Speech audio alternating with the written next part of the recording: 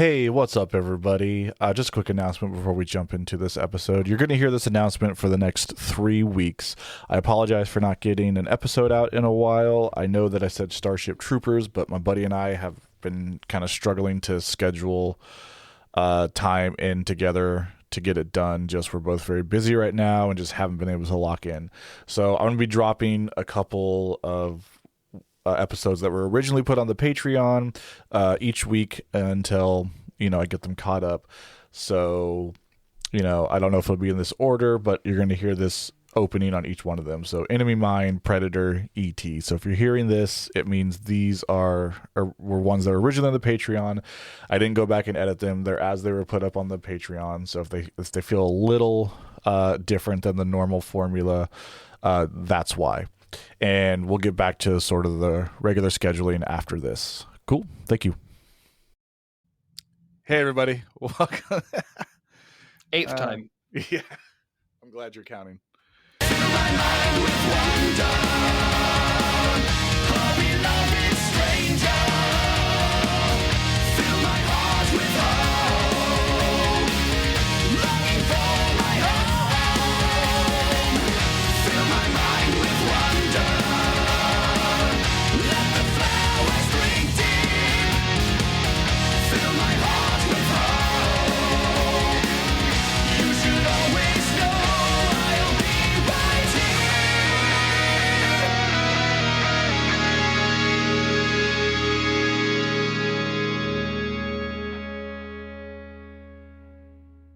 What's up, everybody? Welcome back to another episode of Compendium Chats. I am your guest, John Yelland, singer of Dire Peril, Rip in Peace, and I'm joined today with the host of Compendium Chats, Mr. Jason Ashcraft, the mastermind of such beloved projects as Dire Peril, Planeswalker, Of Romulus, and Helion Prime. Take it away, Mr. Ashcraft. The floor is yours. Hey, everyone. If you're wondering why John did the intro, because I tried about 8 times and couldn't do it. So I just told John to take a whack at it, and he did great first time. So we are breaking down the movie E.T. today, directed by Steven Spielberg, written by Melissa Matheson, stars Dee Wallace, Henry Thomas, Peter Coyote? Peter Coyote? Yeah. And Drew Barrymore, little young Drew Barrymore. So the release date is May 26, 1982. But not, okay, so in the US, it was released on June 11th. So this makes what I'm going to say next even worse for something. June 11th, 1982 is when it came out in the US. It had a budget of only $10.5 million. Do you know how much it made, John? E.T.? Yeah. I'm going to guess over $100 million. $792.9 million in the box office. Yep. Well, let's compare that to The Thing that we talked about yesterday, where it had a $15 million budget and only made $19.9 million.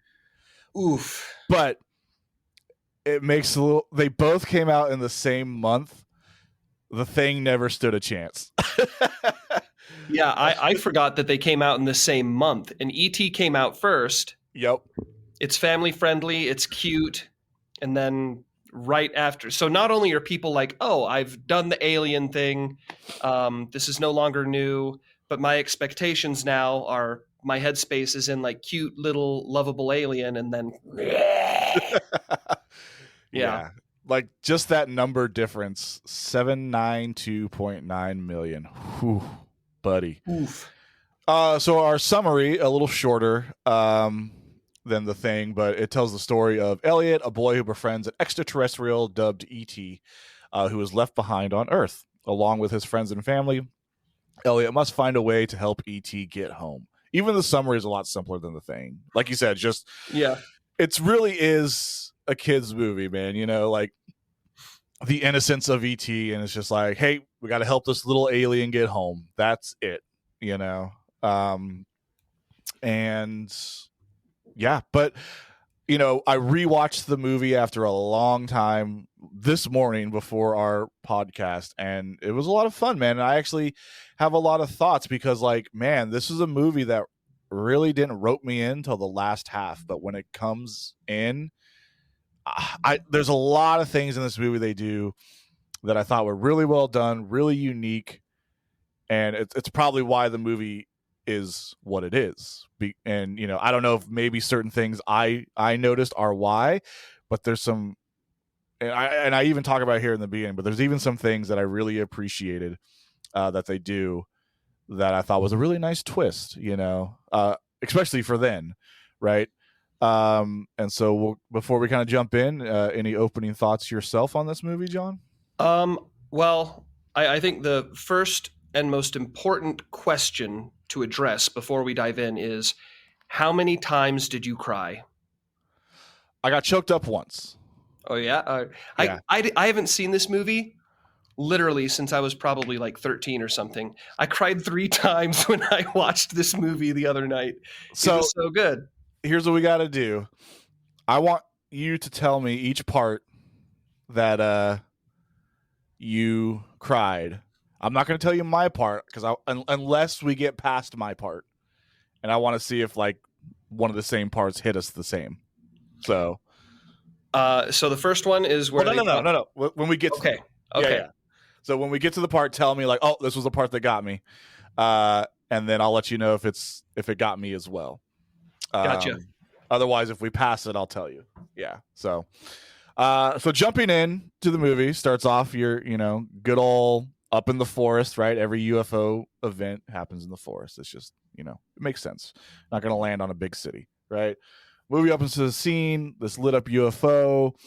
I love this scene too, man. It just they just got the little dudes in the forest. They're picking berries, picking some plants, and bringing them back onto their ship. We get the inside look of their ship, which it's really cool, and like stuff like this again. Like you're supposed to like when people say like turn off your brain for movies, I find it appropriate for things like this, not over budget crappy CGI stupid superhero movies. Just turn your brain off, dude. No, give like things like this I'm okay. We go in this space, it's almost like the spaceship itself is alive. Inside it's a foresty scene, right? They have these like weird looking mushrooms, and they're the thing that caught my attention the most, that I was like, I want to know more about this, was the tree that's alive. There's a tree that has a face on it and lets out an audible sound that it's clearly alive. And it's such a quick moment, but I'm like, I need to know more about this. What's going on here? Like, is this I didn't even catch that. No, yeah, like I was just like, ooh, sweaty mushrooms, and it looks like they're on the inside of like a warehouse or something that's been made up to look like. But yeah, I mean, like when you talk about turning your brain off, I think it does an effective job of lulling you in, because you have to put yourself in the mindset. And if a movie does a bad job of like easing you in and introducing you to the rules of this world, the aesthetic of this world, I think ET did a really great job, like you have noted. Mm-hmm, absolutely. And yeah, so it's right after the mushrooms, they kind of doing a little pan shot, and you see this tree, this close up of a tree as like one of the ETs walks by, and it's got a face, and it like actually like lets out an audible sound. So I'm like, okay, so there's like a living tree. It's like a Legend of Zelda Deku thing. Something like that, yeah. Then we get a shot of our boy, the ET, right? He's completely just wandered off, and I have a lot of thoughts, but again, it's the shutting your brain off, right? It's a kids movie, so because I just feel like there'd be more protocols in place for these these dudes traveling to other planets and collecting specimens, like maybe one being don't wander off, but we don't know much about ET, right? That's the thing, is it's the innocence, right? So don't overthink it, Jason, right? I have thoughts on that. Okay. Do you want to talk about it now, or like a certain part when we get to it? I mean, I don't think this spoils anything, but I think you see... Well, we're going to spoil the whole movie. So. Yeah. My thoughts is, I think this movie is like steeped in kid logic. I think this movie is like from a kid's perspective. Holy shit. Okay. I have notes on that. We're going to pause it till I'm ready, because 100%. There's a part in the movie that shifts for me, that just brings it all together for me. and I made a note that basically says just that. So I Yeah. don't want to like stop you, but I got a lot to say. But let's wait till we're ready to get there. All right. Because Yeah. I'm 100% with you. The only other thing I'll say then too is this is something which when I was a kid and I watched this movie, I took it for granted. I didn't notice it or anything.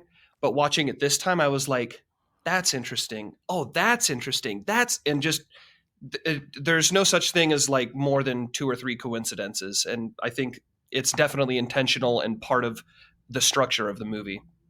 So if I miss those, bring them up. Because Sure. I wrote down what I saw just real quick watching it once. So E.T.'s doing his thing. We get a shot of the skyline of the city. By the way, do you know where it takes place? I kind of missed that, or if they even ever said. Somewhere in California. Okay. I think that's mentioned at some point. I don't think it looks like LA. I don't know though. If it's California, it's probably LA. Who knows? Yeah. We get a skyline of the city, and then a bunch of trucks roll up, right?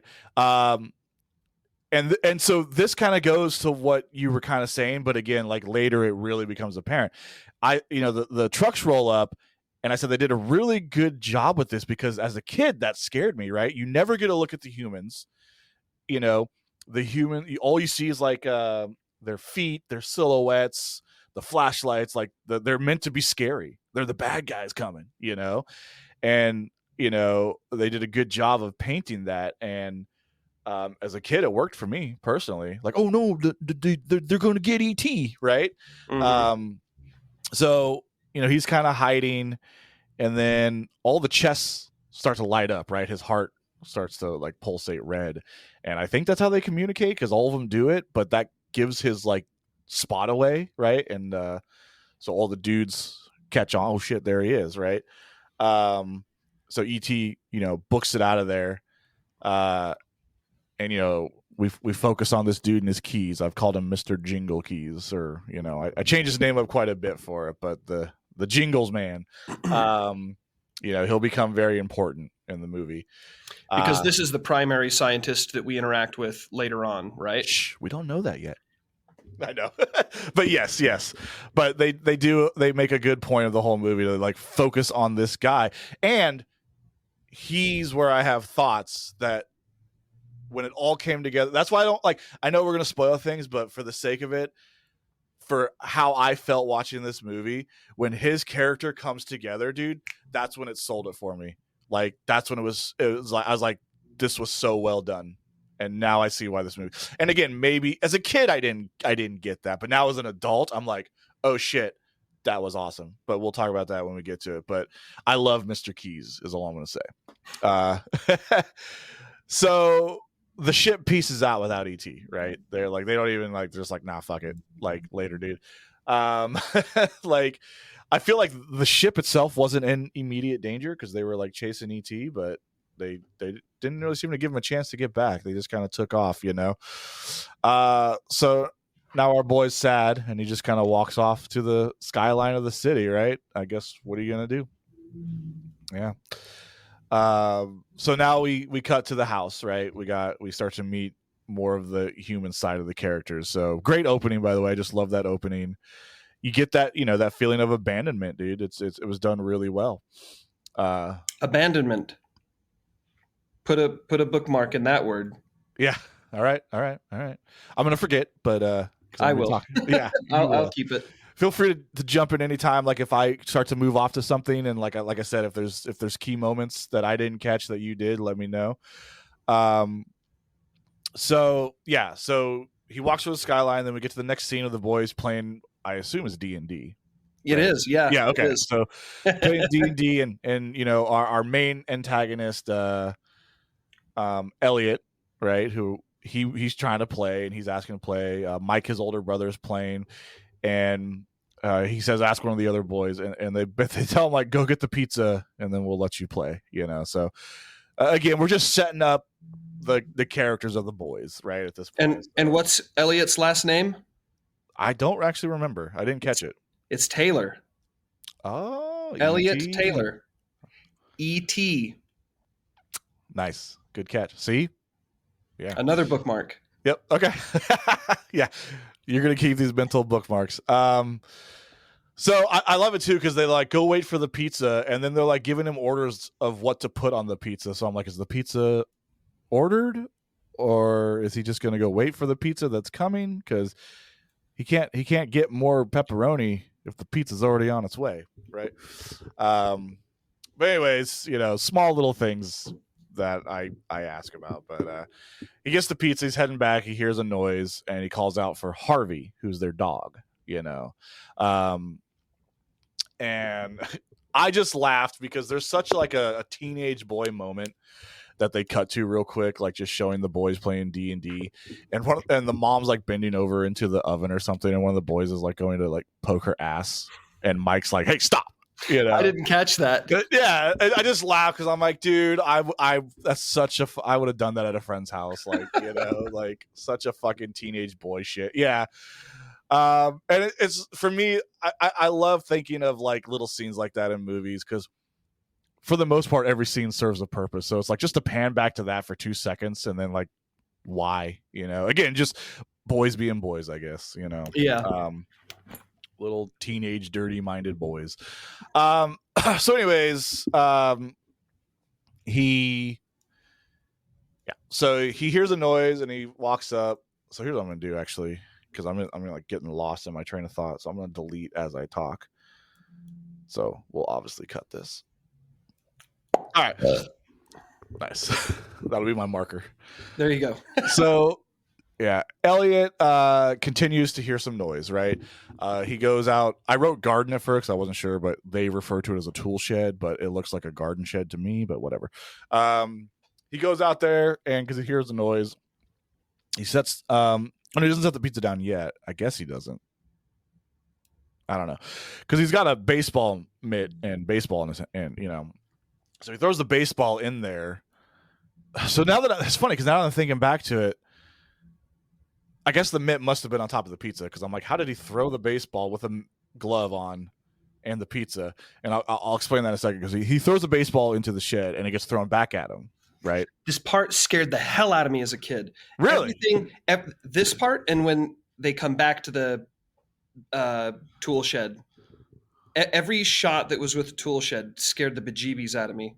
They do a good job making it creepy, like with the light coming out of it and stuff. And but yeah, so the ball gets thrown back, and he freaks out and he runs in the house and he just drops the pizza. And so that's where I'm like, wait, how did this play out? He threw the ball, but he's holding the pizza because he has to drop the pizza. But I thought he set the pizza down first. I'm focusing way too much on this. I know. I'm like, is this like when Windows drops the keys in the thing? Is it one of those like this was actually really important? I don't think it was important. But it was. I'm just like, is this a continuity error where he set the pizza down before throwing the ball, but then he runs away and throws down the pizza? It really doesn't matter, And so, but yeah, I put in capital. He leaves the pizza. How dare you? He runs to his mom and tells someone's in the tool shed. And then this part cracked me up too. Like he tells all the boys, like, don't go out there. So of course, the boys like all run out there. But as they're running out there, they all grab kitchen knives. And I remember that. Yeah. I'm just like, what are they gonna do? Like, are they all prepared to just stab something to death? Something? Like, it just cracked me up. And then I love that the mom's just like, put the knives away. Like, yeah, what are they gonna do? Like, they don't even hesitate. They just all just grab some kitchen knives, ready to go. Again, that's totally something that I would have done at their age. It's like, yeah, it's a joke, it's funny or whatever, but it's like, what if though? Yes, I will take a knife. Fair. I guess the adult brain, I'm like, are you kids really prepared to stab something? Like, man. Especially when they're like, oh, what was it? Was it like a goblin or a little deformed child? Like they're throwing out all these things of what it could be. Right. Like, what if it was a deformed child and you stabbed him? Yeah. Wouldn't you feel silly? Man. But see, now that you say that, like, I might jokingly as a kid too, like, a goblin better bring this knife. Like, you don't actually intend to use it. So, all right. I totally did that. Yeah. And I love that. So they go out there, they find footprints, and Mike's like, maybe it was a coyote. And I'm sorry, but those are some big ass footprints for a coyote. So the mom makes all the boys go back inside. And then the final shot, get some fingers on the tool shed. So we get some ET. Did that get you too? That scary as a kid? Yes. I can't remember. Everything with the tool shed was just red lights for me. It was just scary. Okay. I can't remember if it got me or not as a kid. I remember a lot of this movie creeped me out, but it's funny because a lot of stuff that creeped me out was the adults. And not like their mom, Mary, or anything like that, but the ones you don't see, right? Because they play them so well. And that's why, again, when it all comes together, we'll get more into it. But that's why I agree with you and had a lot to say about like how this is through the eyes of a child, right? The big bad men looking for ET, they would be scary to you as a kid, you know? So anyway, so Elliot goes back out later, and this I found interesting. They have a random cornfield, you know, in their backyard, and maybe that's a thing, I don't know. And I was thinking like, well, maybe there's somewhere that's like in the country, but then you see it later and they're definitely in the suburbs. So I'm just like, someone's got a little cornfield in the suburbs. I find very interesting. I think that was more than anything. I speculate it was to sort of strengthen that association with aliens, because what are they called? Crop circles, aliens. Right. I don't think it means anything. I think it was just, we should do it in the cornfield because that makes sense. I kind of had the same thought too. Cornfields are scary. For Halloween, we have cornfield mazes in the movie Signs with Mel Gibson. Corn. Yep. Crop corn. Yeah. Oh yeah, crop circles and stuff like that. I get that. Mm-hmm. Yeah. And it is around Halloween time, so I don't know. Is it a real cornfield? I don't know. So he goes out there and then he finds our boy, and he shines a light in him, and they exchange some screams together, and then ET fucking books it, dude. Like up these stairs, out a gate so quick that honestly, I'm surprised he didn't make it back to the ship. With how fast he got out of that backyard, you know. And then so we show the next day, like Elliot's out in the forest. So I guess he followed it, like knew it went up there.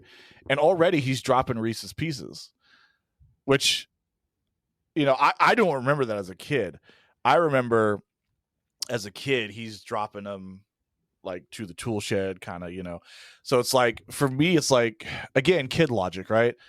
He's just like throwing them around the forest, like just randomly, all these Reese's Pieces. And then he comes across Jangle Keys, you know, and I found it funny because he hides from him like instantly, which I don't know, maybe I would have as a kid, but I feel like he's got no reason to be afraid of this random dude. But I guess if you're hunting down a little alien, right? And then once again, the final shot, E.T.'s hands just on a tree. They love to show his hands in this movie. Yeah, there's quite a few times where they probably just had that prop and they're like, how do we utilize this? So then it's now dinner time again, and they're all sitting around, and no one's believing Elliot about E.T. Gert. They call her Gert. Gertie, yeah, they call her Gert at the dinner table, but I knew it was longer. Who's Drew Barrymore? They're talking about Halloween. She wants to be a cowgirl. You know, and then Mike's saying it could either be an iguana that he saw, or that, you know, alligators. He's like, you know, people put alligators down the sewer, so they're still kind of speculating on what it could be. And then this part cracked me up. Elliot gets mad and calls Mike a penis breath. Penis breath. I think too, the mother laughs. Yeah, I wrote that down. I was like, and the mom just starts laughing. Like, doesn't, like, wow. And I was like, that's a wild comment for this kid's movie. Like, I wrote that in my notes. Like, he says peanut breath and mom just laughs. Yeah. Man. Correct me if I'm wrong. Is this also where they talk about how they miss dad, and dad is in Mexico with his girlfriend? Yep. And the mom gets upset? Yeah. That's important too. Bookmark there. Yep. And so, I was like, and I put that here. There's an awkward moment where she's like, you should call your dad and talk about it. Tell him about it. And he's like, I can't. He's in Mexico with Sally. And then, you know, that's when the mom gets up and she's upset. And, you know, Mike kind of scolds Elliot, like, you know, you got to think about other people before you say things. And so the mom kind of has a little freak out, and she's like, he hates Mexico. So obviously she's a little upset, right? But what upsets me the most about this scene is how Elliot gets up and throws away an entire full steak. Like, Inflation is. I'm just saying, bro. Like, man, that steak would. I would not be tossing steak away. I had a steak the other night, and it was such a treat.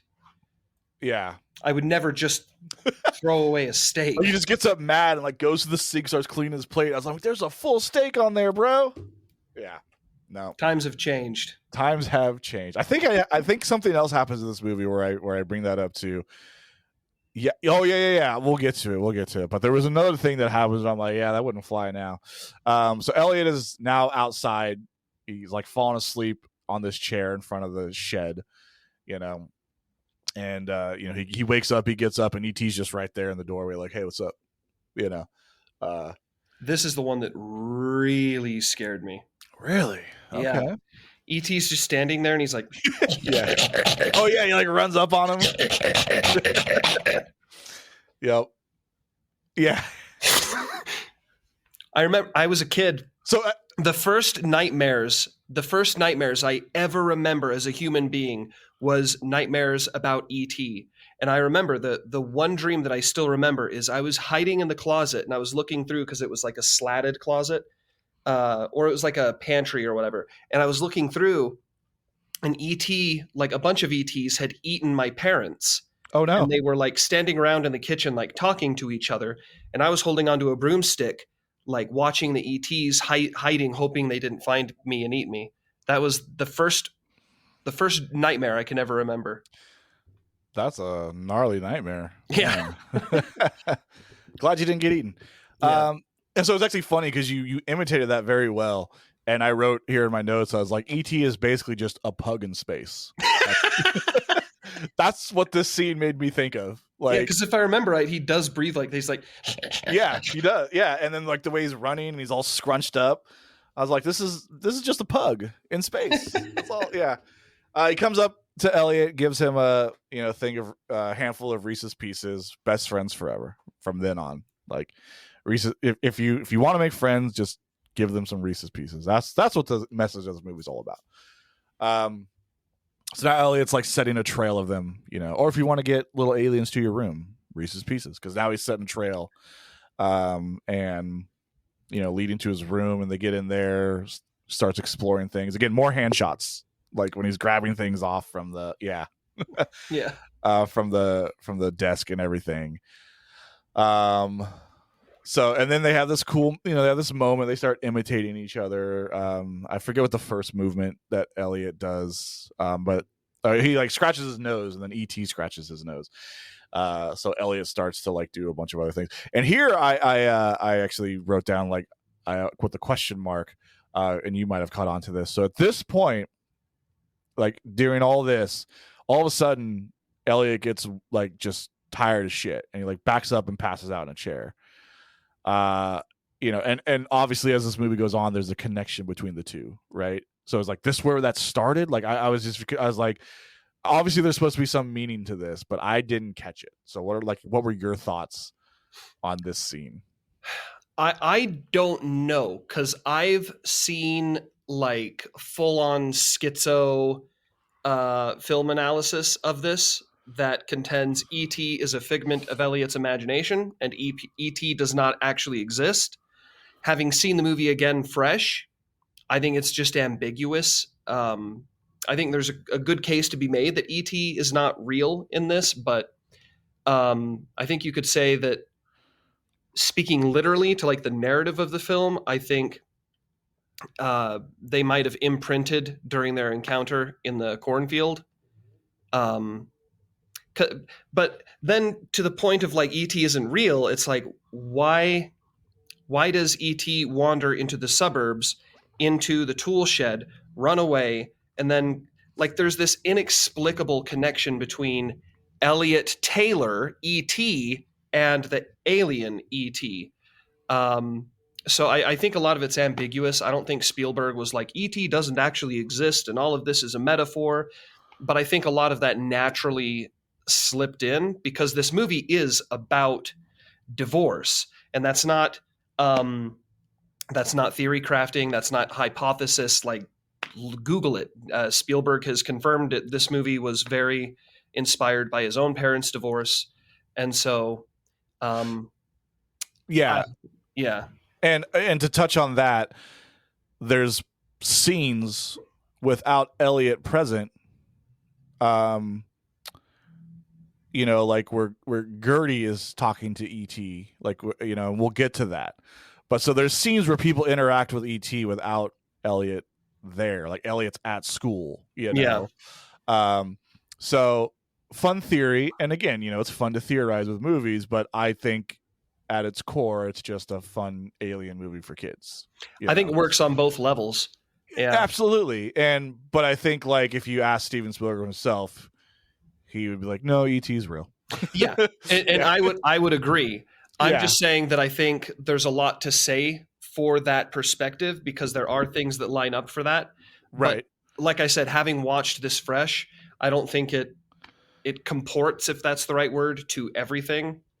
I think a lot of this movie is kind of ambiguous, and that kind of frustrated me until I started to think about, I don't think this movie is super concerned with like logic, because this movie is, a lot of it doesn't make sense when you look at it from like a logic perspective, but when you look at it from a pathos, an emotional perspective, a kid's perspective, with divorce and everything, it's like, oh, complete. Now I get it. It all makes complete sense when you look at it from that kind of perspective. And I don't ascribe that to like lazy or bad writing. I think it's really good writing. It's a kind of screenwriting that I don't see a lot of. Yep. And it's done well. And again, I keep saying this, but there's a moment in the movie where that all comes together for me, and that's why I'm with you on this. I do think it's intentional, but that's why I'm saving it for like the moment. Yeah. So, then we get a quick shot of researchers on the UFO site, and our boy Jingle Keys is back. Mr. Jingles.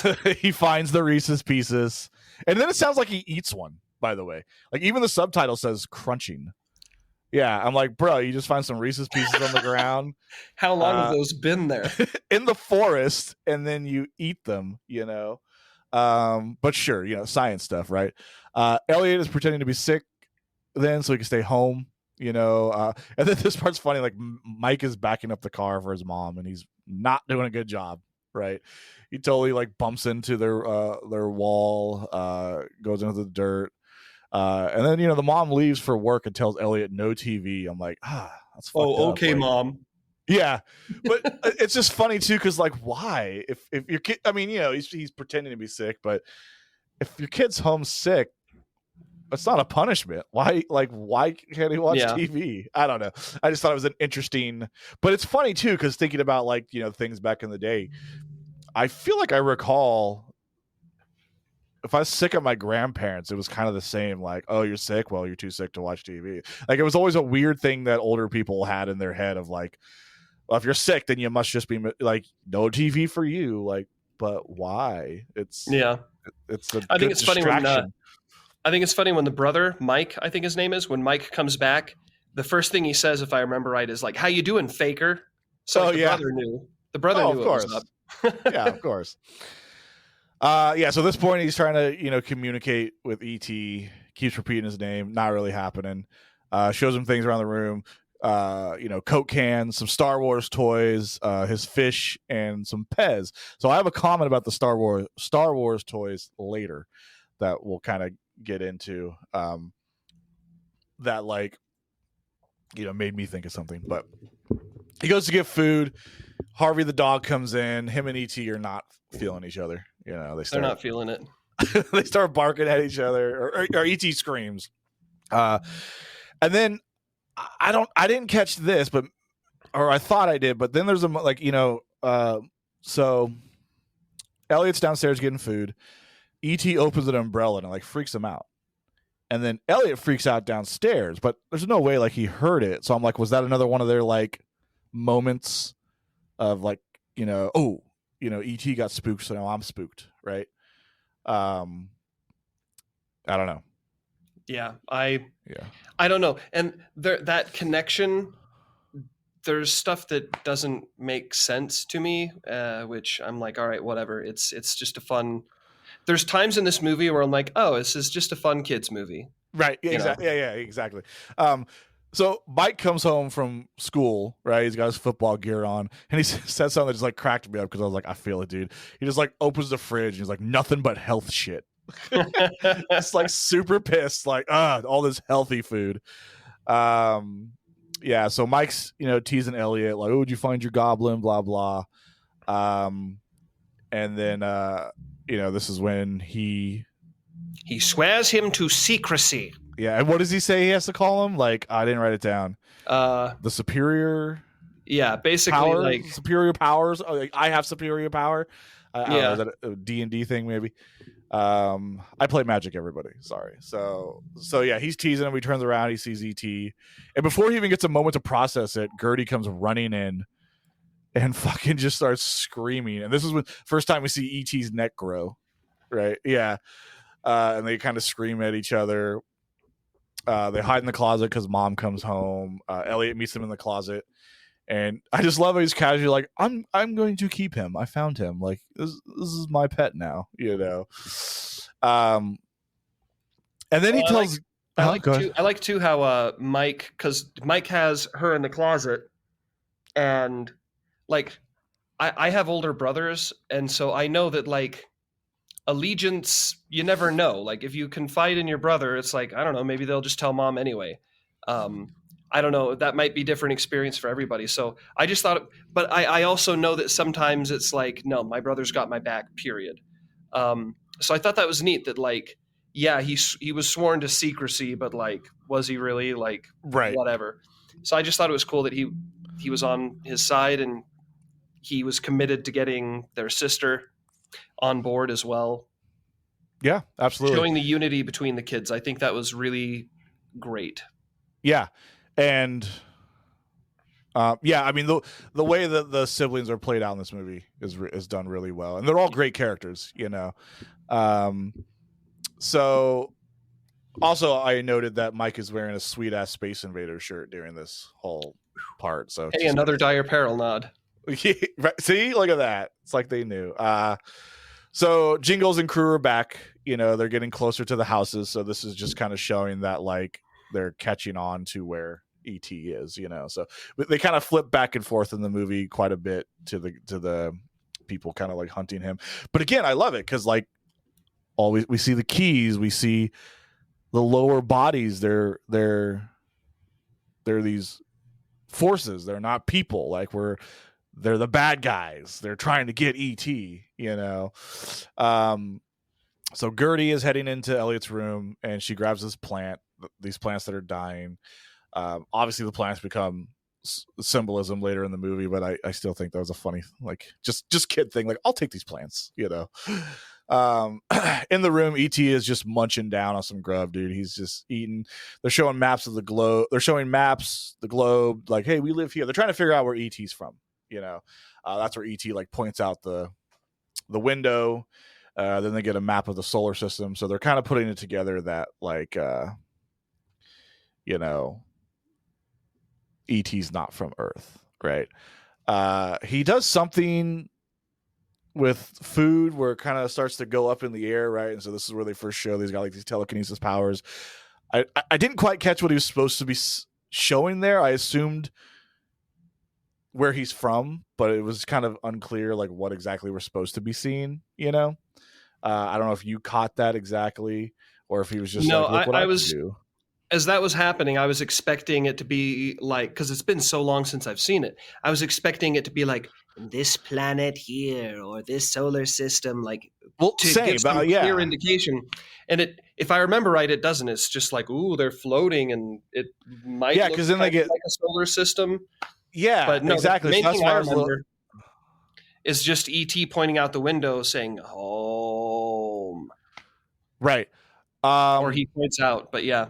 He points out, he hasn't talked yet. But yeah, then they get interrupted because they hear a noise outside, and once you know it, it's Mr. Jingle. Mr. Jingles! So they're getting closer, right? They haven't found them yet, though. So E.T. is flipping through a coloring book. He looks over at the dead flowers that was brought in, and he brings them back to life. Ooh, that'll be important later. I still don't get it, but So this next part cracked me up, dude. Just kid stuff, right? So the next morning, it's a school bus. The boys who are over playing D&D, Mike's friends, they're teasing Elliot, right?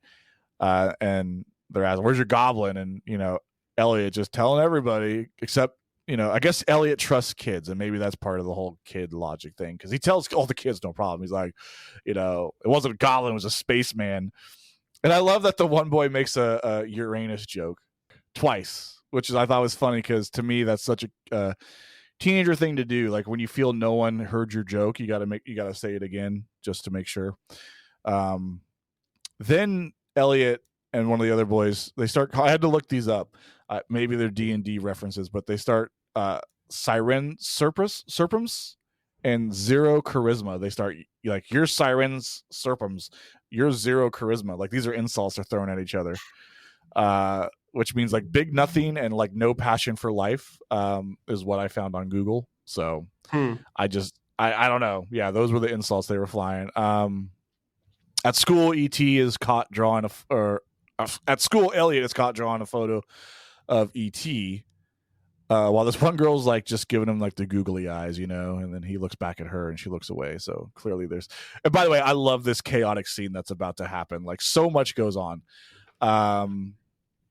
Because then we show E.T. back at home. And I think this was supposed to be the moment where they really show the connection between the two, because they flip back and forth so many times from E.T. at home to Elliot at school, So E.T. is at home. He leaves the room and he's confronted by Harvey again, and he just kind of growls, but then he goes up and sniffs him. So now him and Harvey are cool. When he has the picture of E.T. and he has E.T., I think that is the first time that the alien is associated with E.T. as like a name. Am I right on that? I'm pretty sure. I think so.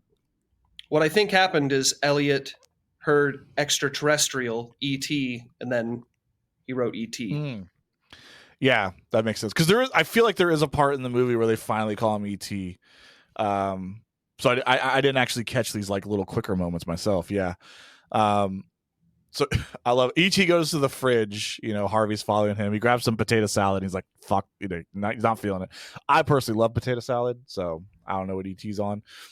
But so Harvey gets that, and then he goes for the beer, the Coors, just cracks open a cold one, and starts chugging it. And this part cracked me up because, then we go back to the school, and Elliot belches, and then Elliot's very visibly drunk. So as E.T.'s getting drunk, Elliot's also getting drunk at school. He just looks over at the girl, just like hella just give her "what's up, girl" kind of look. And now she's like uncomfortable. She's like, yeah. And so they're about to dissect some frogs, which is kind of wild to me that that's a thing we used to do in school. I never did it. I don't know if you ever had to do it in school. Yeah, we dissected frogs, but they were already dead. They came to us like packaged and frozen. So it was weird. Like, all right, so drop your ball of chloroform into the jar and shut it. And they're just going to go to sleep. No pain. I'm like, damn. Like, and I like how he's like, you don't have to look if you don't want to. Yeah. Okay, I guess that's a little better. Like, yeah, I was like, did they really do this? Like, all right, let's kill these frogs and cut them open, class. Like, that's wild. In the 80s, I suppose they did, but yeah, I don't think I could have done that. Yeah. And why do we dissect frogs? Why is that a thing in science class? Why can't you just show us photos, dude? We don't need to actually do it. Show us what's inside. I don't know. I don't get it. Anyway, so E.T.'s drunk watching TV, and I love he's got a flannel on. By the way, he's just got the trailer park look going. So he's watching TV, and this is where he starts to get the idea to phone home, right? Because there's also like a newspaper of because like newspapers have like the comic strips, and there's one of a science fiction one of them using like a device to send out help, And so he's watching the TV, he's looking at that, and that's when he kind of gets the idea of like, oh, I should call for help. At the school, while E.T.'s realizing this, Elliot's having a moment where he's like, oh, I need to help E.T. I got to save him, and he starts freaking out, just letting all the frogs out. And it just becomes pandemonium in this classroom, just like of frogs just everywhere. I feel like at one point there's so many frogs. I was like, there's not that many kids in this class. Where are these frogs? Like, that was for effect. Of course, but it's hilarious to me. And then I just love it, dude, because like there's a scene, the girl that he was like they're crushing on each other is just standing there, and this boy like fell on the ground, and Elliot just stands on this kid and just kisses her before getting dragged away by like the teacher. And I'm just like, so much is happening in this moment. It's just chaotic. Yeah. I don't even know if I captured everything like going on in that scene because it was just so much. One thing that we talked about earlier, which we don't have to go all in now, but I feel compelled to address it now, is we talked about how ET is not like smart, like logically, or the species isn't smart. And because I thought the same thing that you thought at the beginning, it's like, isn't there some kind of protocol? How does this advanced alien civilization, like, Walter just wandered off a little too far, run away. And then Right. here, I thought watching the movie, I'm like, he's only now getting the idea to call home, and he's getting it from a comic book or a TV. Like, this doesn't feel like an advanced race. It feels like, I don't know. I have hypotheses, but this just further cemented, like, these are not like brain aliens. It's not a brain thing. It's a heart thing. Oh yeah. Cause their heart glows red. You know, they're all about pathos, not ethos. Anyway. Right. But then there's the side of where he builds something that can communicate to a UFO. So, but don't question that part. Well, no, because I thought that too. We're getting a little bit ahead, but you brought it up. It's like, that's the other thing that I noticed. I'm like, this advanced alien makes a some kind of radio thing out of a saw blade as like a vinyl player, and then if I remember right, it's like a coat hanger with like a comb attached to the bottom of it. And I'm like, it's kind of like The Thing. It's like, oh, you made a UFO out of tractor and helicopter parts. Again, I thought like, this is not brain stuff. This is like, it's like something a kid would think up, or a kid would jimmy rig.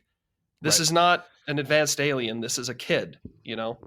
And so now there's a scene that we were talking about, you know, where Mom and Gertie get home, and Gertie sees ET watching. And I love this so much. This is a small thing, but Drew Barrymore just does it so well. She's like, Mom, I want, you know, she's like, I want to show you someone or something like that. And, you know, here he is, Mom, the man from the moon. And as she says this, like the mom opens up the door, you know, to the fridge and like knocks over ET, and Gertie just so casually, but I think you killed him already. Like, just without even hesitating. I don't know. It was cute and funny, like how she delivered that line.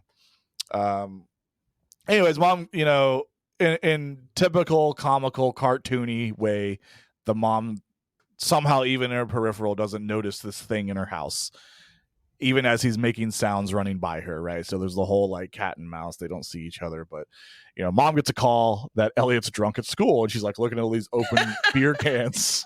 Like, what? So then this part made me question some things, because she's just like, hey, I'm going to go get your brother from school. You good? I was like, no way is her mom just keeping her, like, all right, this little, you're going to stay home alone, you know? Well, like, why wouldn't she just bring her daughter with her? But again, you know, not important to the movie. Just a little thing I noticed of like, I don't believe she would just like, I'm going to go get your brother. You good? Yeah. So, anyways, so Elliot gets back home, and this is where we see that Gertie has dressed ET up in her clothing and a wig, and it's hilarious. And now ET's talking. Yeah. So here's something I thought was kind of interesting. So ET starts talking, right? And they're oh my God, he could talk. And this is where the moment comes of the big famous line, ET phones home, right? So he's pointing to things, and you know, he first says ET home phone, right? And it's actually Gertie who first says the famous line of ET phone home. And then they all start saying it together. And so this is where they realize that, you know, all right, we got to help him build this communicator to, phone home. So, they're doing this, and we get this suspicious van driving by, listening to everyone's conversations, right? Clearly they're trying to find ET. And, so Mike and Elliot are in the garage, like looking for parts, I guess, to help, make the communicator. And this is where you get the first thing of Mike kind of being like, hey, it's a casual little throwaway because they don't really go on it too much. But Mike kind of points out like, hey, he's not looking too good. And he also points out the thing of like, you keep saying we a lot. What's this we stuff? So this is where the older brother stuff's coming in, right? And so catching up on little things. I don't know if any of that, you had thoughts of with your things you catch that I don't. Yeah. I can't say for sure that ET as an actual alien doesn't exist, but this is the stuff that makes me think that it's all just Elliot. I don't know. I can't say for sure, but there's a part of me that thinks that ET is not an actual alien and all of this is metaphor and it's just Elliot missing his dad. And he's not and then speaking so good, of that kind of thing. Yeah, speaking of which, like in this same scene, they find their dad's old shirt. And it's kind of this really nice brother moment. They completely just stop talking about ET and they just share this moment of memories with their dad, and they smell the shirt and how it still smells like their dad. And, that's kind of how the scene ends. And then the mom, Mary, I didn't know her name up until this point. It's like I've called her mom, but Mary, their mom, is now reading Peter Pan, I'm pretty sure, to Gertie. And, they're getting supplies. And this is where like they have another moment where Elliot cuts himself on the blade, right? And then E.T. shares in the pain, but then he heals his finger as well. So, more alien stuff. I didn't question it too much. But, a nice moment between the two.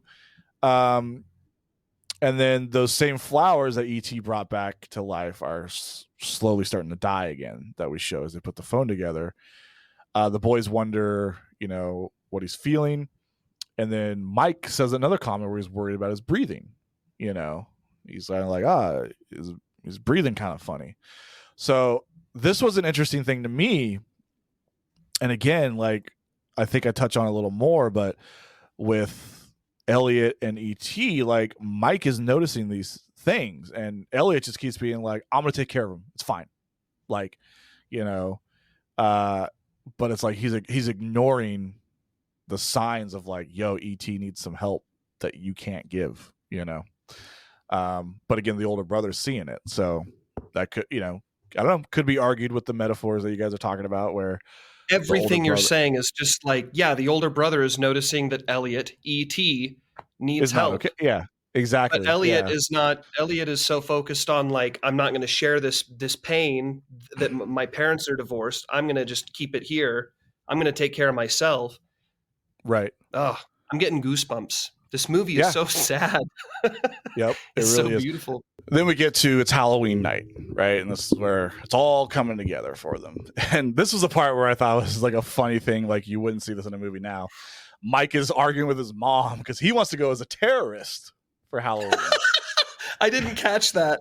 Yeah, and his mom's like, you can't go as a terrorist. And he's like, all the kids are going as a terrorist. And I'm like, is that a thing in the 80s where like all the kids went as and what's a terrorist in the 80s look like? Yeah, so that kind of gave me a little chuckle where I was like, you wouldn't see that in the movie now where kids are like, I'm going to go as a terrorist. Yeah. I didn't catch that. Yeah. So then they come down and Elliot or Mike, it just is like a zombie, I guess, with a knife in his head. And this part was really cute, right? They have E.T. dressed up as a ghost because they're pretending it's Gertie, right? Because they're trying to get E.T. out of the house. And I love it because E.T. kind of looks up at Mike and he sees the fake knife in his head, and he keeps trying to heal him, and they're like trying to not give it away that it's E.T. So they're like slapping him away. He's like, it's a fake knife. It's a fake knife. Like, but I thought it was really cute. So Mary takes photos of the boys, and E.T. falls over. I feel like, and I did right here. I was like, E.T. is pretty adorable in the ghost costume, I gotta say. So now they're outside, right? And E.T. is very like confused by what he's seeing because he doesn't know costumes, right? He doesn't know what all that is.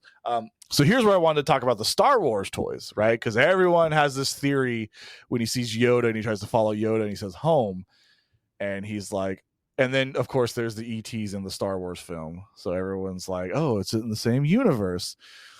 I disagree though. I feel like these are just the directors having fun. The reason I would agree with it if it wasn't for the Star Wars toys earlier. We've already established the Star Wars movies already exist. So you're not going to convince me that the Star Wars movies exist in a universe where Star Wars, the story, exists. So I'm not a believer in that theory personally. Because of the toys. That makes sense. Yeah. If they weren't showing the toys earlier, I'd probably be on board with it because of it. But I think this just comes from, what the MCU did, and everything has to exist in the same universe now.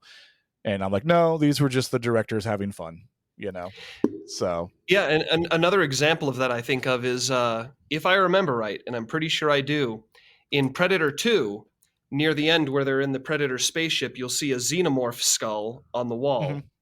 And this was before Alien versus Predator was a thing. And I think it was because the person who did the makeup effects for Predator 2 also worked on Alien or Aliens. And so they had the prop, I guess, and they put it on the wall. But then, like, Alien versus Predator became a thing, and it took on a life of its own. So, yep, I agree with your I agree with your take on it, though. Yeah, if it wasn't for the toys, I'd be on board. But since Elliot showed the toys earlier, I'm not on board with it. So again, this of course was a way to get E.T. out of the house, and they get him up to the forest, where Gertie is already there dressed as a ghost. So once again, they're sending this poor little girl just on her own. It was so random to me too that she's like up there on a bike. Like, when did she get out of the house? Why did I guess she had to be out of the house so the mom didn't know. I don't know. But yeah, it just seems very irresponsible to me. So, this is where we get the infamous shot of E.T. and Elliot flying on the bike, because they're coming up to a cliff or something. And like, Elliot's like, oh, we're gonna have to walk from here. And E.T.'s like, nah, fuck that, dude. And they start flying. And I love that E.T. is one of the characters in these kind of films where like he conveniently can do what needs to be done in the plot, right? I can heal you. I can make things float. I can make us fly, bro.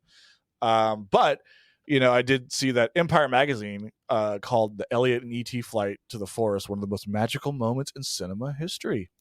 Aww. Also, the scene is a tribute to the 1951 Vittorio De Sica film Miracle in Milan, one of Spielberg's favorite scenes. Have not seen that movie, so I don't know the exact scene they're talking about, but now I'm very curious to go watch that movie. Little fact there for you guys. We've spitting facts. So here's where I had my notes of, again, like the thing with a ship from a helicopter. It amazed me that we can make a device to talk to UFOs with household 80s appliances. But then I put, that's the fun of sci-fi. And then another little fact here, the makeshift communicator they make with ET is, to phone home. Among its parts is a speak and spell, a record player, circular saw blade, an umbrella lined with aluminum foil, and a coffee can filled with other electronics. So there you go, everybody. If you want to speak to aliens, Setai is doing it all wrong, and those are all you need to make it happen. Funny enough, now that I think about it, we kind of did something similar to that in the Of Romulus announcement video. And I wonder That's fun. Heather, I think Heather took inspiration. That's right. Heather took inspiration from this because she had a saw blade in a record player. That's right. I didn't even think of that. So that's awesome. Yeah. This whole ET communicator thing, again, just makes me think that the kids went out into the forest and were LARPing and just playing around. Right. Yeah. So so before this scene, there's a quick scene that I didn't even make a note of because I didn't think it mattered, but it probably does because, again, most scenes matter in a movie. They don't just throw scenes in most of the time. So it shows a scene of Mary's. So before that, it shows Mary sitting at home by herself, putting out the candles, looking pretty sad, right? I'm assuming she's sad. It's the first Halloween without the husband there, you know. But then we go back to her, and this is where I was confused. Maybe I just didn't catch something. Mary leaves the house saying, "Your father is going to hear about this," right? And she like storms off, and I didn't get that at all. Like, gonna hear about what? You know, the next scene that takes place makes sense because we needed a reason to get her out of the house. But before we get into that, I'm curious what are your thoughts? Your father's going to hear about this, and then she leaves. Like, what is she talking about? Did I have a brain fart? Because I thought that happened after she found out that like because they were supposed to be back by whatever time, and so they broke curfew. So if I remember right, she was saying all that and getting upset because they weren't home yet. Maybe that's it. But it's not explained because, again, like the way I watched it and wrote it down was like she's sitting at home by herself. She's putting the candles out and looking all sad. Then it goes to the scene of Elliot and E.T. setting up the device. Then it goes back to her leaving, saying your father's going to hear about this one. So that would make sense that because it's now late, right? When she leaves. So that does check. But I got no indication that was the problem. So maybe I missed where she mentioned curfew, you know? I do distinctly remember her saying something about being back by this time. So that it's possible. Was yeah. I feel like I missed little, because, you know, I'm like trying to take notes as I'm watching. So I probably missed that little throwaway of the curfew. And that would explain why I was confused. So, yeah. So the two boys... I said the two E-boys. That's right. The two E-boys two E-boys. Yeah, sitting around waiting for the phone to kick on, and then they get excited because it's working. We get cuts back and forth from. Oh, so sorry, I totally got ahead of myself, but yeah. So when she leaves, almost immediately, two carfuls of guys just roll up, get out of the car, and go into their house. Right. So they're clearly starting to figure out that this house has, you know, ET. So they go and do some sweeps, right? And now we get some cutbacks and forth of the boys and the team in the house doing sweeps. Elliot explains that they need to go home and to give his ship some time. And then we have this moment where Elliot kind of breaks down. It's like, hey, you could just stay here with me. I'll take care of you, right? But E.T.'s like, nah, dude, home. Like, he's like, I'm good. Not quite like that. He wipes a tear away. It's cute. So then we get the next shot, and Elliot wakes up. And so he stayed the night out there, you know, but he can't find E.T. E.T.'s missing. We cut back to the house. There's cops there now. Mary's freaking out. But who shows up? Elliot. So he's okay. Don't worry.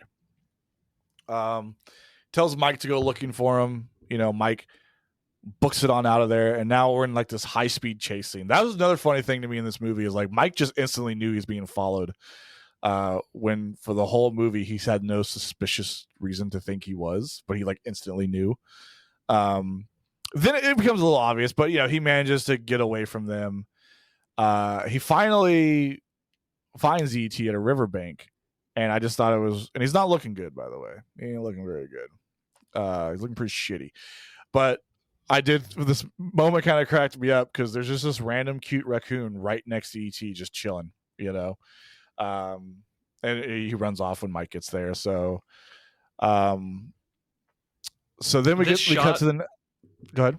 This shot of ET just lying there in the water is like burned into my mind. Oh yeah, I think any kid. Horrific, so scary, so horrible, so sad. Yeah, any kid watching it, like none of us were expecting it, dude. Like, you know, it's just like, oh fuck, like we're feeling what Elliot's feeling at this point.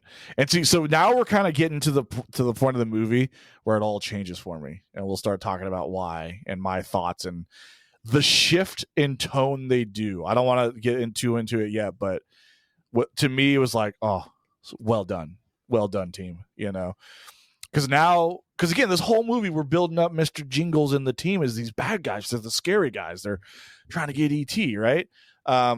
So now, you know, Mr. Jingles is back. He's standing at the driveway of their house, right? So Mike's already come home by now, and they're in the they're in the bathroom. And he's got no choice but to show his mom because Elliot and ET are not looking so hot, right? So they show the mom, and ET or Elliot's just like, I think we're dying. Oops, so naturally the mom is like, doesn't know what to say. Yes. This is, you said to make a note of it. This scene is the first time where I shed tears. And he's like, okay. I think we're sick. I think we're dying. And she drops the coffee, and he's like, because he's like, we have to go. And he's like, ah! Oh. Yeah.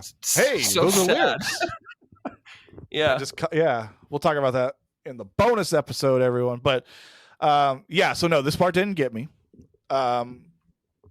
So yeah, mom freaks out naturally, tells everyone to get downstairs, tells Mike to take Gertie. She picks up Elliot, and as they're running downstairs, it's funny to me because all she says is to go downstairs, but Mike like throws open the front door. Sure, I guess. And who shows up? NASA man, spaceman. The man from the moon. Yeah. The spaceman. Yep. And so this part was scary as a kid too. They just start coming in the house. But there was the one dude trying to crawl through the window. I'm like, really, dude? Like, in that suit, this looks like you're not gonna really get the upper hand here. So like as they're going to different rooms, like one comes out the hallway, one comes in the door, and there's one dude who's like trying to like get through the blinds and come through the window. I was like, all right. Go ahead. Kid logic. I think this is again where this is from the perspective of a kid. The movie is about divorce. That's been established. I think this is not a literal thing that's happening. Schizo thinking this is like, I think this whole thing coming up is like a divorce mediation that's taking place in the home. I think the man from the moon is their dad. I think Mr. Jingles is their dad. And I think it feels like a home invasion. I think this is lawyers and people coming in and invading the home. Right. I think that's my interpretation of what all is happening here. Yeah, I like that interpretation. And this could play into like my feelings of it too, because now we're gonna get into where it all changed for me. So this is where I got quite a bit to say. So now the whole house is in lockdown, like you said. I mean, they've got these plastic, not roadways, Dividers. what would you call them? Like tunnels leading into the house from trucks and stuff, and everyone's in hazmat suits. And then Mr. Jingles, who's actually credited as Keys in the movie. That's his name in the movie. We finally see, and then we finally get a face to him. And here's where I thought it was done so beautifully. But I'm going to go on a thing, so I'll let you talk first. What was your thought? Please. Yeah. No, you say your thing first, because I'll be quick. I'm gonna go for a moment. Yeah. Okay, I'll be really quick. All I want to say is, if I remember right, this is the first time in the entire movie that we see a male's face. Not including the boys, obviously. Yeah. The boys, yes, an adult male, which is why again. Schizo posting, right. Like I think Mr. Keys, Mr. Jingles is their dad. Gotcha. On the like metaphoric level of like what's happening here. Right. Proceed. Yeah. And quite possibly, so again, for me, this is where all of a sudden this guy who's been the villain the whole movie, the guy hunting ET, in this moment, it all shifts. From the next scene on, all these scientists, the tone changes, everything. They're all friendly. They're asking if the kids are okay, if the kid's been harmed.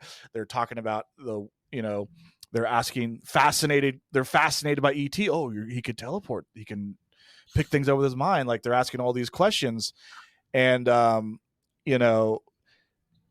just everything about the tone shifts. They're now the good guys, right? And this is where I had my moment, like you were saying, where it's like the whole movie is told through this perspective of a kid. And of course they're scary. They're hunting down your friend. They're coming after him. But now in this new they're trying to help, and this gets shown even better, this when Elliot is telling them to leave him alone. They're scaring him that he could take care of him. Again, this is like a kid who thinks like, I could do it. I got this. It's fine. But then Keys, come, and this is where so Keys comes up to him and says like, hey, because Elliot keeps saying he came to me. Right. And this is where Keys is like, hey, he came to me too. I've been dreaming about this since I was 10 years old. I don't want him to die, And he tells him like him being here is a miracle. And I'm glad that he met, or he's saying like you did the best you could do. And I'm glad he came to you first. Right.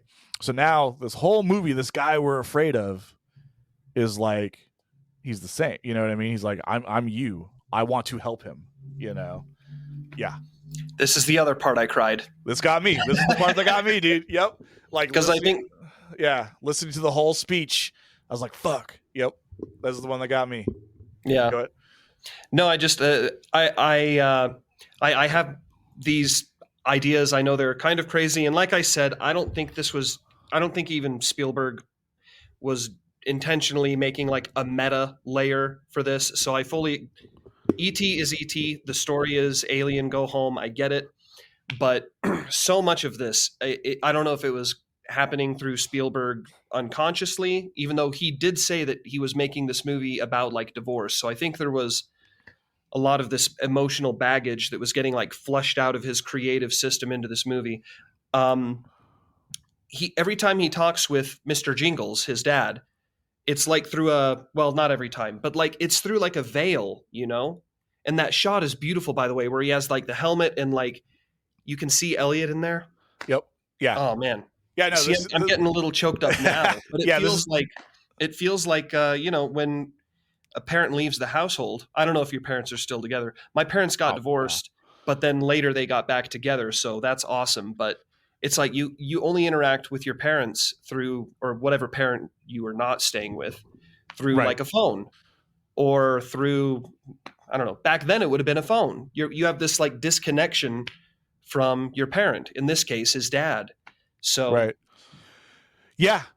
Yeah. My parents, they separated when I was, it's like all I've ever known. So I don't really I don't know. For me, it is what it is. Yeah, but this scene, dude, was just the shift from this child innocent adventure to all of a sudden it just got real. But then the shift in Keys and his attitude, and suddenly this big scary man is now the man comforting Elliot. It was just so well done, Like this whole time we're afraid, and they don't show him, and he's menacing. It's always dark shots of him, right? Mm-hmm. I just bravo to the whole team and how they pulled that off, So now it gets more sad, right? Shit starts to go bad, and to kind of cut this scene a little shorter, Elliot's like telling E.T. like, stay with me, he'll be right here, and E.T. kind of dips out. He flatlines, but it almost feels like he gives his life for Elliot, and I'm sure you got some metaphor for it, but because Elliot starts to come back. His vital signs start to improve like drastically while E.T. flatlines, at the same time, Mike is laying in the closet, where they kept E.T., and he's all sad. And the plants just kind of die completely. So he starts to flip out. Things are just not looking good. Right. And then we show the next scene. So here's where I got some thoughts, and I'd be curious on your thoughts. Right. So the next scene, E.T.'s kind of considered dead. Keys is standing there with Elliot, and he's like, hey, they have to take him away. And this was said more than another time in the movie. And I kind of love that innocence of the kid, because he's like, they're just going to cut him up, like he doesn't want them to essentially dissect E.T. Like they respect his body. And Keys is like, I can give you some time alone with him. If you want to say your goodbyes. And I kind of had a moment with this where the shift in the movie, it's like the whole child innocent adventure to now like facing reality of death. So yeah. No, go on. Oh yeah. Whenever you're done, I'll step in with my thoughts on this. Yeah. This whole part really sold the movie for me, and because as I'm going along in the first half, I'm like, oh yeah, it's cute, it's fun, but this is where it got me. I was like, damn, all right, like we all just grew up real fast. Yeah, I'll step in briefly here because I said in my own little idea of what's happening here when they bust in and they're all like testing and everything, and like it felt like to me that was divorce mediation, and that was like, all right, the man from the moon has come back, dad has come back to the house, there's all these people here, everybody's asking questions, and I'm a kid, I don't know what's going on. The morning after, it felt like, in my mind, it's like, okay, the divorce is done, the papers are signed, Elliot or ET is dead. I don't know what ET represents exactly. I don't know. Maybe nothing. Maybe I'm going too deep, but it felt to me like the morning after, like you said, reality hits hard and it just feels cold and just clinical and it's over, you know? So then with that, here's where for me, there's just, and I would love your thoughts because I don't really have thoughts on it. Just E.T.'s alive now. He's good. You know, Elliot's walking away and the flower kind of sprouts up a little bit. He's like, what the fuck? He goes back and the heart's glowing, and E.T.'s not only alive, he's fucking jazzed. You know, he just like won't stop. Ooh, phone home, home. But you know, like, like going nuts. Phone home. Like he has to throw a sweatshirt or something over his heart so people don't see it, and he has to like start pretending to cry loudly over him so they won't hear him. And my thought was like, I get it, but what, why, where, how? So what you got? Well, that's one more piece of like why I think there's like a sub meta narrative happening, because what happens, like you said, oh, now all of a sudden ET's back to life. It's like, why? Well, what happens just before ET comes back to life? Elliot says, I love you. Mm-hmm. Yeah, I left that part out. Yeah. He says, I love you. And then he turns around and then everything happens. And I'm like, wow, I'm getting goosebumps now. And again, I don't know what ET represents, if anything. We could hypothesize about that. But then you mentioned he starts to pretend to cry. These kids are such good actors. I think about Mike. When Mike is introduced to ET the first time, he goes from like, I'm cracking wise to like horror and disgust. Like, that's so great. And then Elliot too, the actor who plays him, goes from like real convincing crying to pretend crying. I'm like, this kid is on fire. Dude, I hate having to act for a little bit in like music videos. So how kids are that good at that age, it blows my mind. Have you seen the audition tape for this kid? No.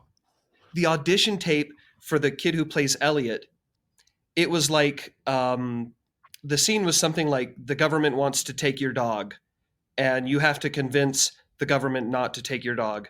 And the kid is like crying, the most convincing crying you've ever seen. It's so heartbreaking, this audition tape.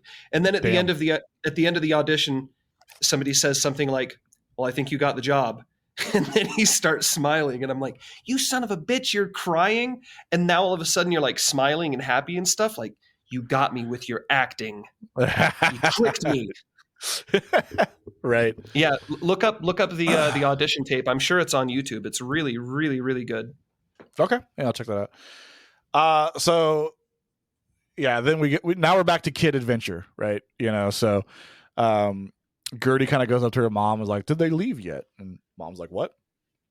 She's like, I'm supposed to give you this note after they left. And mom being a mom, like, just give me the note. Like, so I'm assuming the note says that they, you know, obviously went to go take ET home or something. You never see the note, but it's very much implied.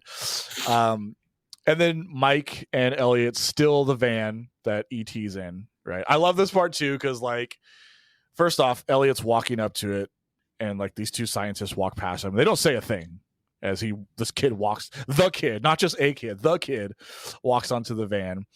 And Mike's sitting in the front and he can't get the hazmat helmet on. And this one guy comes up like, "Hey, who are you?" And Mike's like, "I'm the driver." And obviously the adult's not buying it. He's like, "Get out of the car." And like it's locked and all these dudes come to bum rush them, but they take off. And suddenly there's like 8 cop cars on the scene. Like how? Why? Like why would the cops even be? I don't know. I guess time has passed since they stole the car, and these 2 scientist bros are being dragged behind them because they're still in like the tube, and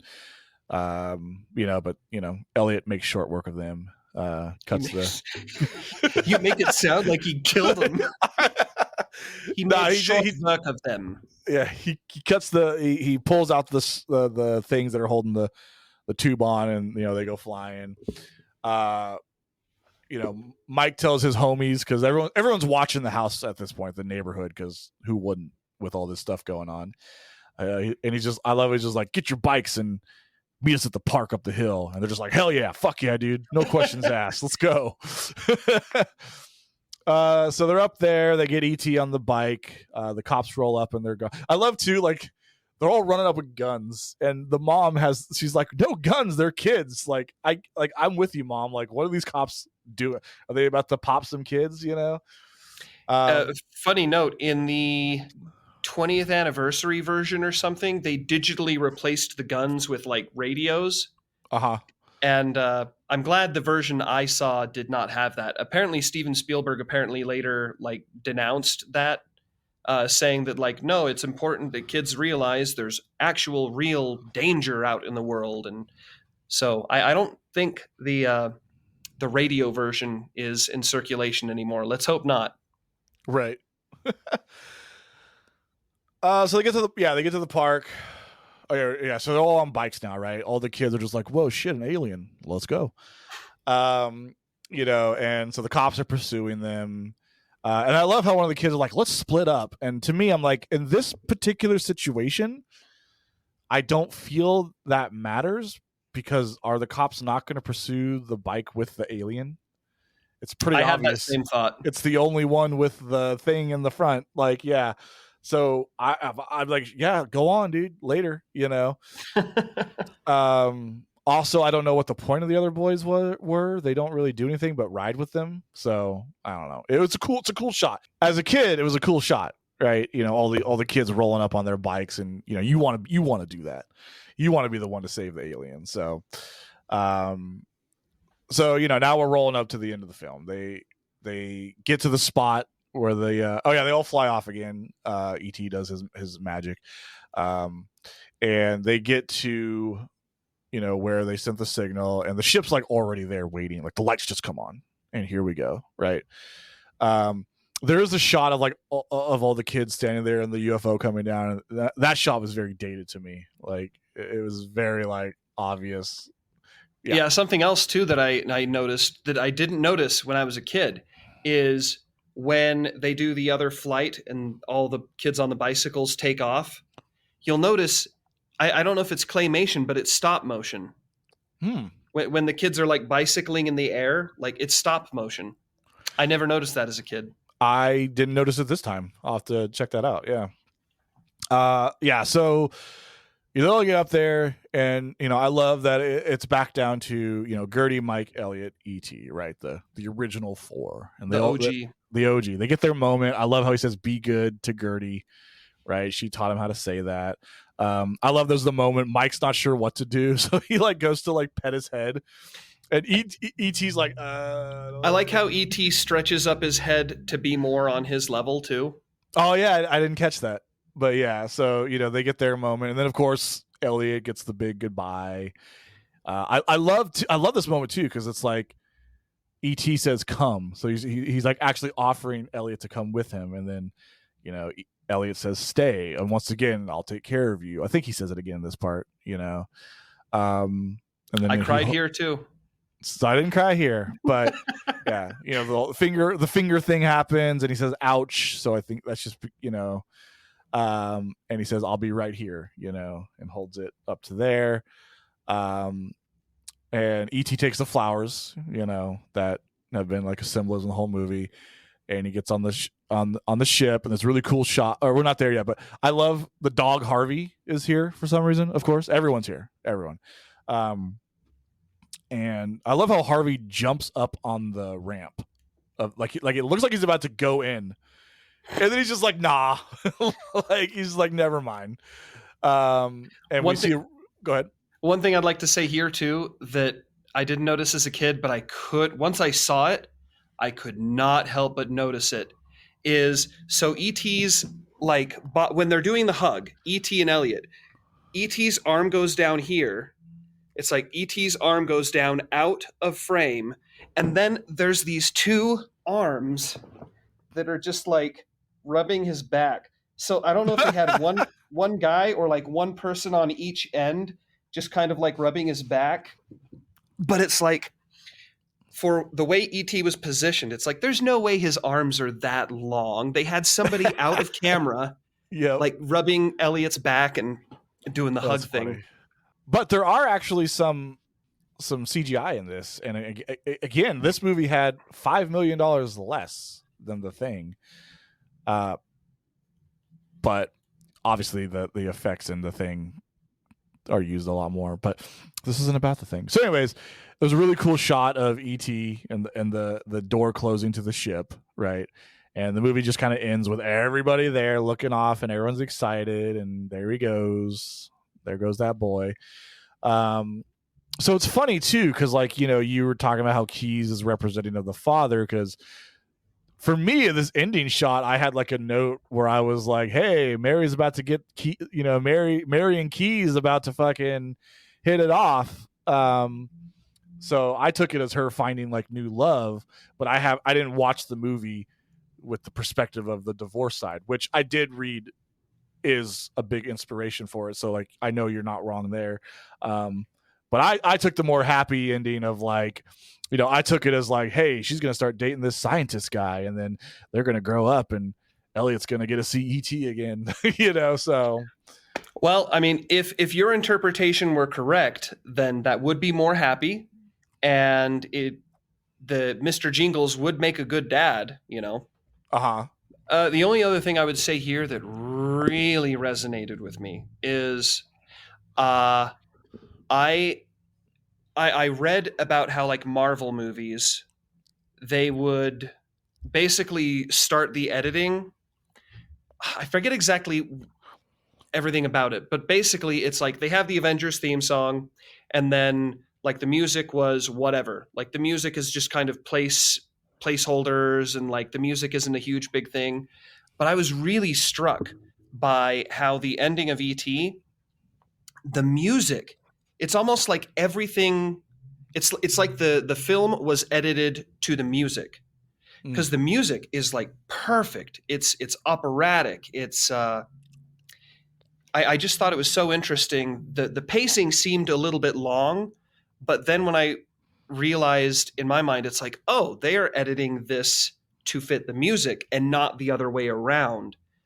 The ending of ET just felt so whole and complete and satisfying because of the narrative, everything that was happening, but also when the music resolves, the movie resolves, everything feels like it ties up perfectly together. So I really appreciated that aspect of the planning and editing in this. Yeah, absolutely. I didn't catch that myself, but it's cool things like this, and this is what's fun about the chatting, is like there's a few things you said that make me want to go back and catch it for myself. And yeah, but that wraps up ET, and that wraps up the second episode, man. Two little fun extra facts that I had.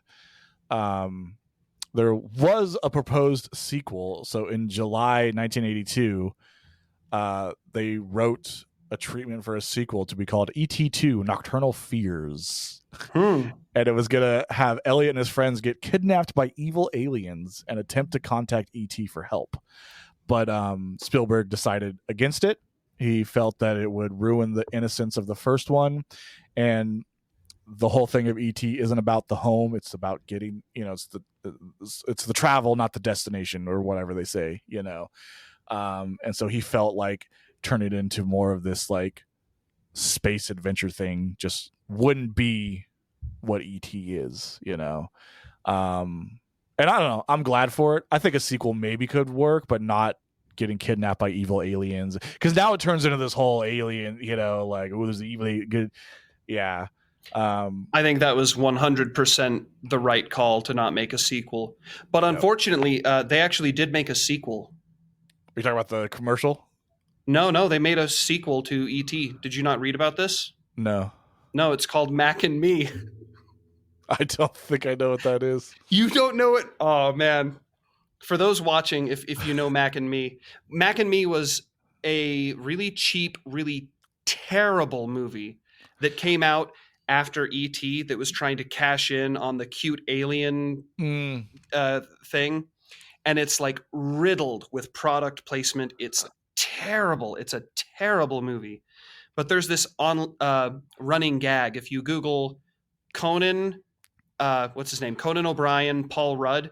Every time Paul Rudd goes on to Conan O'Brien, he shows him a clip from his latest movie. For this is a clip of me, Paul Rudd, in Ant-Man. And I've seen that. It plays a clip from Mac and Me, that terrible ET ripoff. Okay. Anyway. Nice. Very nice. Cool, man. And then I'm sure most people know of the infamous Atari game, which no? No. All right. So my other a little extra fact here.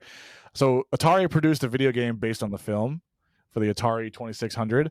The game was rushed in 5 weeks. So in the same year of 82, 5 weeks, so they could have a release for holiday season.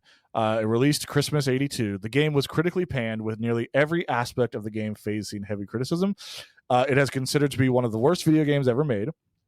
It was a commercial failure. It is cited as a major contributing factor to the video game industry crash of 83. Like, this game fucked some shit up. It has been frequently referenced and mocked in popular culture as a cautionary tale about the dangers of rushed games and studio interference.